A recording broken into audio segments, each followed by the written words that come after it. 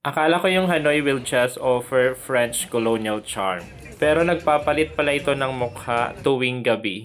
Yan ang isi-share ko sa inyo in this part 3 of my Hanoi videos.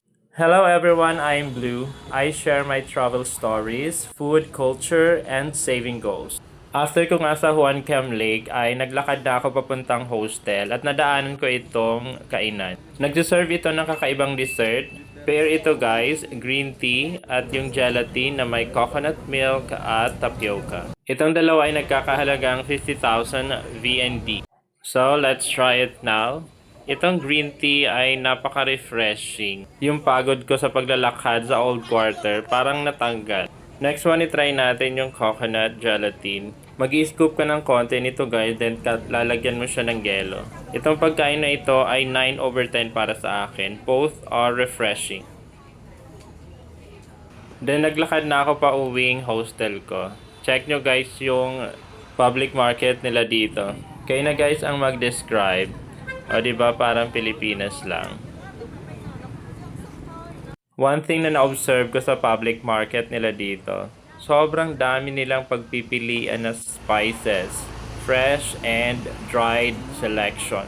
After ko nga mag-freshen up sa hostel ay kumain ako nitong potato chips.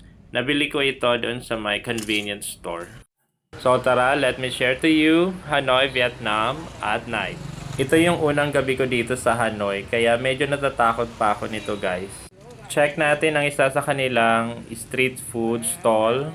Most of it ay processed meat. Hindi na muna ako bumili nito kasi busog pa ako sa mga kinain ko. Then suddenly sa paglalakad ko, nadaanan ko itong night lantern. Sa tapat niyan, yan yung egg coffee. Tinry ko yan. It's a foamy coffee with egg. Sobrang malapot yung mixture. Na-enjoy ko naman siya but it's a 7/10 for me. Sa tapat nito ay makikita ang Muadong Market. Then dito na bumungad sa akin ang napakahabang night market. If pupunta kayo ng Hanoi, ang schedule nito ay every Friday, Saturday, and Sunday night only. Dito ko na naramdaman guys yung sobrang vibrant ng Hanoi. Kaya pala ang daming turista dito. Yung mga nasa hotel na foreigners ay nagsisilabasan tuwing gabi. As I check the prices ng mga items dito, may mga mura pero yung quality ay sakto lang. Yung iba naman ay may quality materials pero may kataasan ng konti ang presyo. Ito nga at nakabili ako ng isang damit.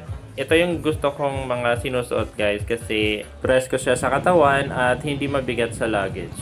After nun ay nagutom na naman ako guys kaya ito I decided na makikain na naman kasama ang mga local. And guys kung pibili kayo dito sa mga street foods lalo na yung mga elderly hindi sila makaintindi ng English. Buti na lang may isang batang Vietnamese at tinulungan ako mag-order. Naintindihan niya kasi ako. Ito ang binili kong food. Itong tinapay ay parang donut pero matabang. Ito naman ay glutinous rice at may karne sa loob pero medyo maalat ang lasa. At yung aking inumin ay tsaa. Sobrang kakaiba ng food na ito guys. Bakit kaya favorite ito ng mga Vietnamese? Pero for me, I will give this 6/10. Yung tinapay kasi walang lasa at yung isa ay maalat naman. Anyway, na-enjoy ko ang kumain together with the locals. Then, bumili na lang ako nitong sausage on stick. Ito, nasarapan ako nito. Tender yung pagka-sausage niya and balance yung taste. And that's it guys. Thank you sa pagsama sa akin on my first day here in Hanoi. By the way, 10 days ako dito sa Vietnam kaya medyo mahaba itong series ko. Thank you guys!